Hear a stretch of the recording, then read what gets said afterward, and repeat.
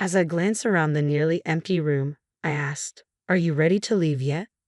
A sigh escaped my companion. "Just waiting for the movers," they replied, a tinge of relief in their voice. "Honestly, I won't miss seeing you around. And the way you changed the locks, as if I'd try to break in, that was a bit much." Had always been curious about why such extreme precautions were necessary, but now it seemed almost irrelevant. When I first met Kevin, he was a quiet man, always concerned about what others thought. After we got married, he became the epitome of a henpecked husband. A week after I settled into my new home, Kevin showed up, desperate. "It's me. Open up," he urged. I pretended not to recognize him, meeting his panic with feigned ignorance. "I'm Carol, a 34-year-old who works part-time 4 days a week," I said through the door. It's been 3 years since Kevin and I tied the knot. We don't have children, but I always thought we could still find happiness together. In the early days of our marriage, we stayed up late talking about our dreams for the future. We were both new to love, cautious at first, but I thought we genuinely enjoyed each other's company. "Let's be that couple that grows old together," I suggested one night. "Yeah, I like that idea. Maybe 3 kids, a boy and a girl." "That's exactly what I was thinking," I agreed. Those light-hearted conversations were delightful to someone like me who had never really been interested in love or marriage. Meeting Kevin had been unexpected. We met at a party I attended out of obligation, not enthusiasm. He seemed to be there under similar pretenses, and we bonded over our shared disinterests, gradually becoming friends. He was serious, a bit reserved, but always kind, and I found that charming. Then, out of nowhere, he proposed. "Carol, will you marry me? I want to make you happy." "What?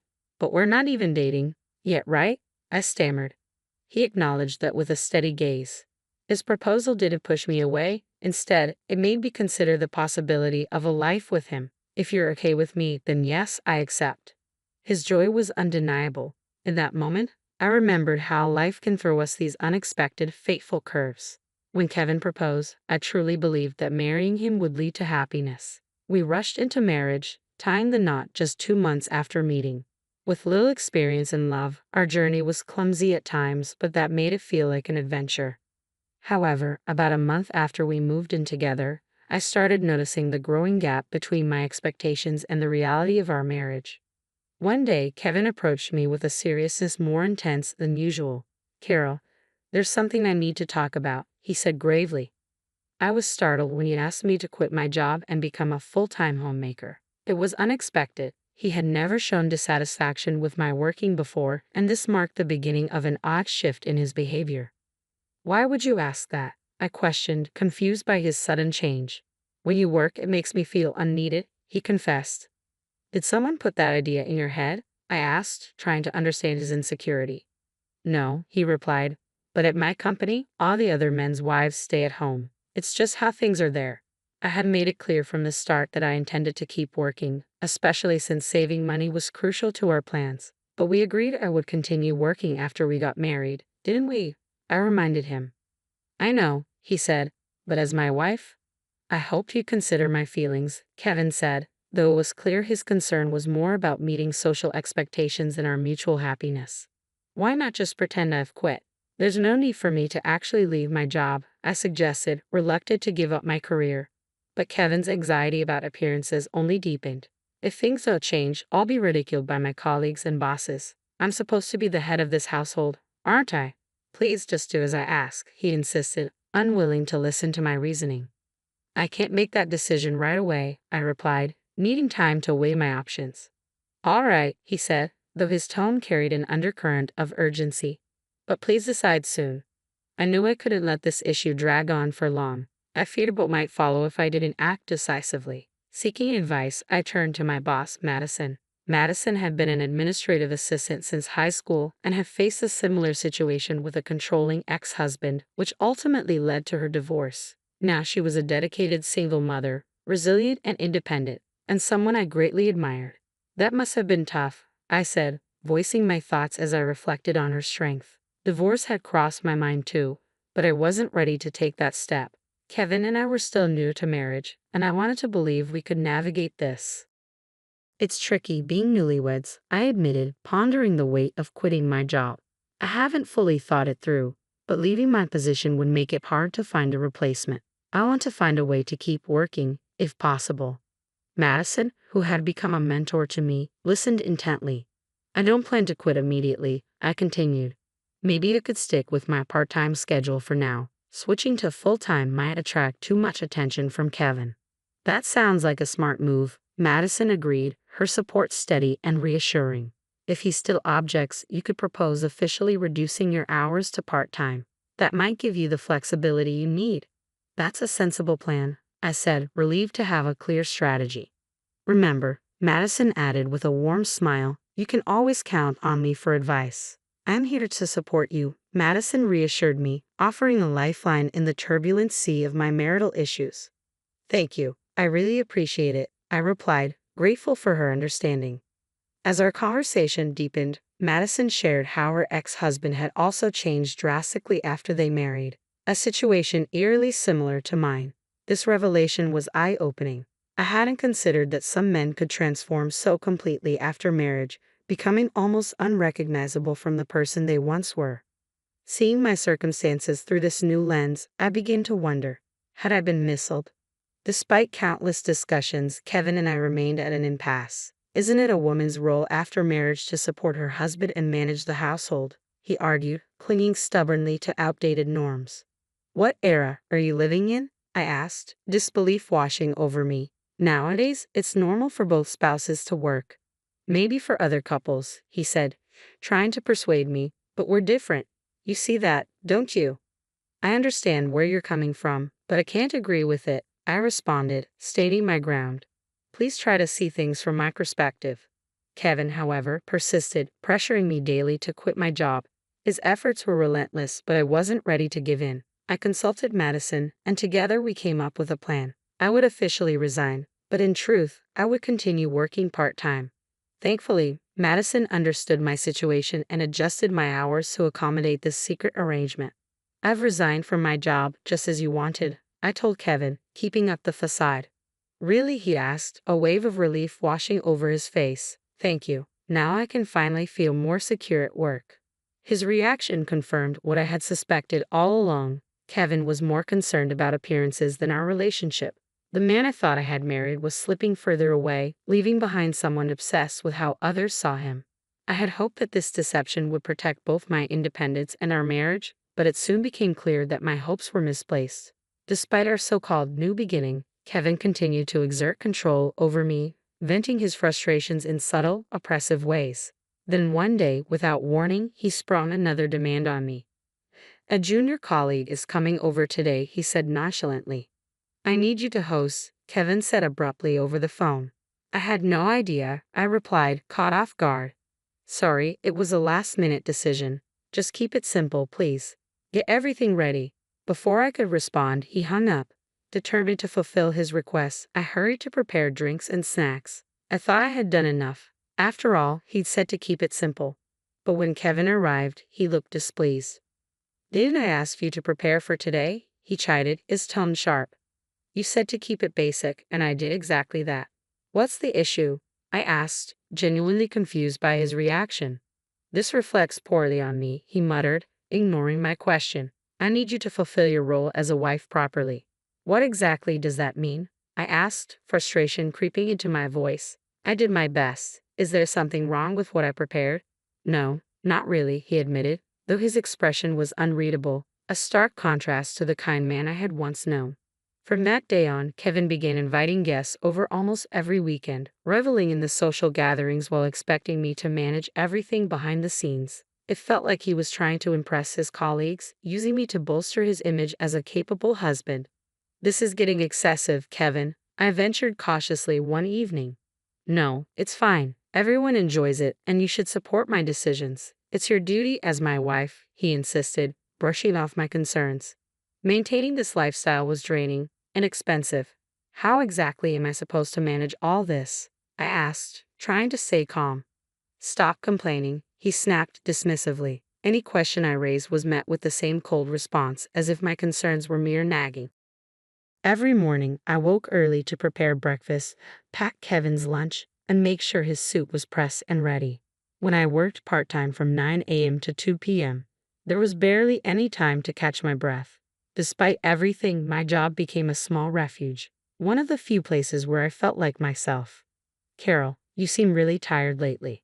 Are you okay? My coworker Deborah asked one day, noticing the exhaustion I couldn't hide. Yeah, a bit, honestly, I admitted with a weary smile. If you need anything, I'm here for you, she said gently. Thank you, Deborah. You've been such a reliable support. Unlike Kevin, Deborah saw the toll it was taking on me. She also knew about my secret part-time job and kept it hidden from Kevin, offering me the quiet understanding I desperately needed. I appreciate everything, Deborah, I whispered, grateful beyond words for her kindness. I never thought Kevin would behave this way, Deborah confessed one day, her voice heavy with concern. Neither did I. I've tried talking to him, but he won't listen. We hardly have meaningful conversations anymore, I sighed, feeling the weight of it all. If only I were stronger. Don't be too hard on yourself. You're managing work and household tasks admirably. I can see how much effort you put in, and I appreciate everything you do, she said with warmth. Her kindness was a lifeline. Living with Deborah's support had been a blessing, a stark contrast to the tension I felt at home. However, Kevin grew uncomfortable with how close Deborah and I had become. That discomfort soon led him to make a shocking and sudden decision. Where's Deborah? I asked, noticing her absence one afternoon. Mom's gone, Kevin replied casually. Gone? What do you mean? My confusion grew. I thought it would be best for her to be in a facility. She's getting older, he said, as if it were the most logical thing in the world. You actually placed her in a home? I asked, my voice cracking with disbelief. Yeah, I just finished settling her in. Now I have the house to myself, he responded, almost as if it had been a routine chore. I was at my parents' house when this happened, and I was stunned that he had unilaterally decided to send Deborah away. She wasn't frail enough to need full-time care, and it quickly became clear that his decision was more about getting rid of her than concern for her well-being. When I visited Deborah at the facility, she looked surprised but not angry, just resigned. I'm sorry it had to come to this. I apologize, my guilt weighing heavily. It's not your fault, she reassured me, her voice calm. I never expected him to go to such lengths. I'm worried about what he might do next, but I'll manage. I'll miss you, but if you ever need anything, you're always welcome here. Thank you, I whispered, feeling the gravity of the situation settle in. Afterward, Kevin and I moved into his parents' house. Despite managing all the household responsibilities, Kevin never acknowledged my efforts or showed any gratitude. The idea of having children, once an exciting topic, now seemed completely out of reach. Kevin often dismissed me, choosing to spend more time away from home. On top of that, he began imposing unreasonable rules. No matter how late he came home, I was expected to stay awake until he arrived. If I woke up after him in the morning, it would spark his frustration.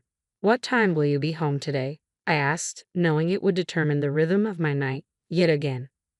Just stay up until I get back, okay, Kevin instructed one evening as usual. But something felt off. When he returned home, I took his suit to hang it up and noticed a strange, sweet scent lingering in the fabric, a perfume I didn't recognize. I didn't wear perfume. The fragrance clung to him unmistakably, a silent confession of his infidelity.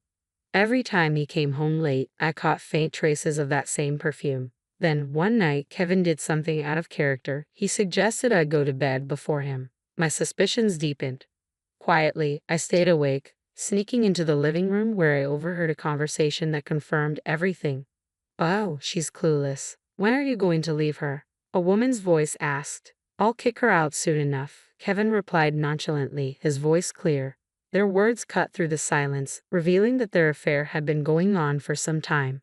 While the discovery of the affair didn't shock me, it disgusted me. Kevin, still technically my husband, had become someone I no longer recognized. Despite my fleeting hopes that things might turn around, his treatment of me remained cold and unchanging. We were approaching our 3-year anniversary, and instead of things improving, Kevin dropped another bombshell. I have a business trip the day after tomorrow. I need you to get everything ready, he announced abruptly. That's very short notice, I replied, feeling my suspicion rise again.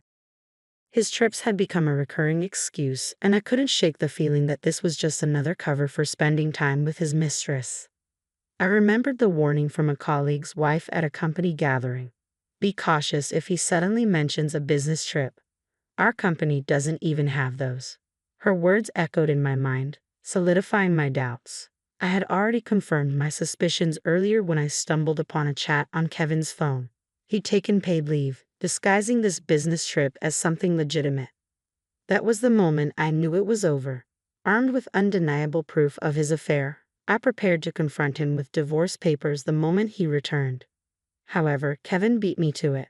As soon as he got home, he looked at me coldly and said, "Are you ready to leave? The movers will be here soon." "What? Why are you saying this all of a sudden?" I asked, stunned by his blunt directive. "I need you to be gone before I get back," he demanded, his voice void of emotion. And just like that, the final chapter of our marriage had begun to close, but this time, I was ready to write my own ending. "What?" I exclaimed, incredulous. "You can't just spring this on me and expect me to leave immediately." "Then I'll wait a bit, but you need to start preparing to leave," he replied dismissively. "Goodbye." I never imagined my once timid and overly concerned husband could transform into such a domineering partner. This was the final straw. The future I had envisioned with him felt like a distant memory, overshadowed by the reality of living with a man I could no longer trust. What came next? I wondered aloud. This could get interesting. Have the movers arrived yet? No need to rush, they should be here soon. "Oh, and I almost forgot to mention, I'm changing the locks on the house," he added casually. "All right, got it," I said, my heart sinking. The thought of never seeing his face again was oddly relieving. After nearly 3 years of marriage, I was convinced our relationship was irreversibly over. I quickly gathered my things and left the house, instructing my lawyer to file for divorce. Despite our circumstances, Kevin boldly posted pictures with his mistress on social media, displaying a level of audacity I couldn't comprehend. How could he be so reckless, providing even more evidence of his affair? Even our mutual friends noticed his strange behavior, marking the public unraveling of what we once shared. After leaving my in-laws' home, I transitioned back to full-time work and moved into a spacious high-rise apartment in the suburbs, a place I had long dreamed of living. It felt wonderfully liberating to be on my own, free from Kevin's presence. About a month after settling in, I was jolted awake one morning by the doorbell. Peering through the monitor, I was stunned to see Kevin standing outside. "Hey, it's me, Kevin. Open up, Carol," he called out, his voice presumptuous and demanding. His sudden appearance and entitlement were beyond comprehension. Deciding to feign ignorance, I thought it would be more amusing than outright rejecting him. Who are you?" "I'm sorry, but I don't know you," I replied through the intercom. "Don't tell me you've forgotten your husband's face."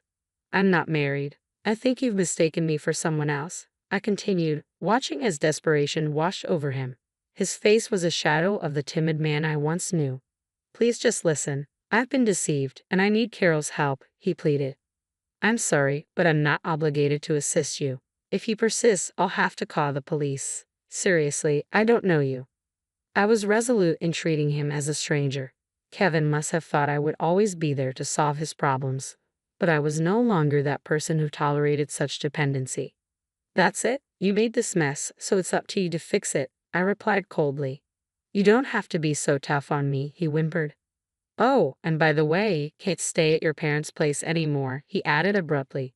"What do you mean? Do you know whose name the house is under?" I asked, surprised by his statement. "No, but it used to belong to Deborah. Now it's in my name," he explained, revealing a significant change he was unaware of. Kevin had insisted I leave when I confided in Deborah, which visibly upset and disappointed her. "I can't believe my son has turned out like this. I'm truly sorry, especially after all the help you've given us," Deborah had said during one of our conversations. "Deborah, you're divorcing Kevin, aren't you?"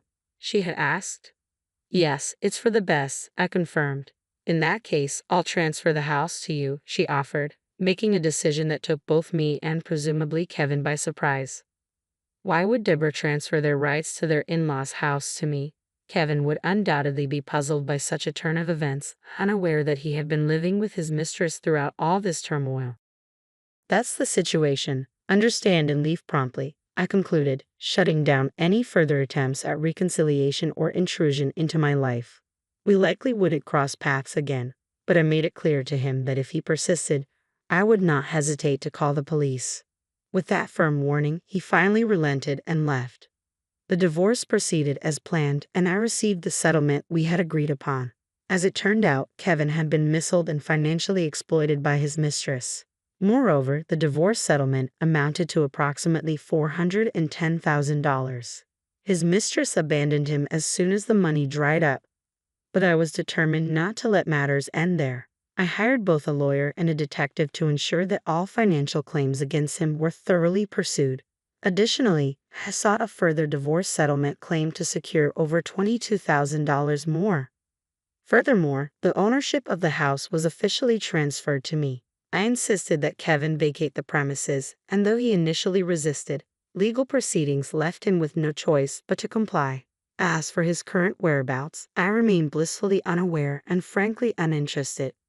Eventually, his company caught wind of the photos he had posted with his mistress on social media.